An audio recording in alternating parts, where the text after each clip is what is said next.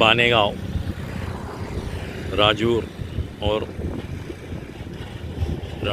बानेगांव को पानी पुरवठा करने वाला तालाब, बानेगांव का तालाब।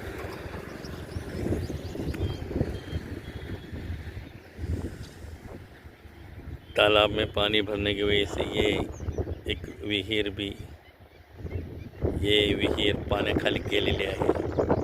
ही विहीर रस्त्याच्या लगत ती विहीर पाण्याखाली गेलेली आहे, तळ्यात गेलेली आहे।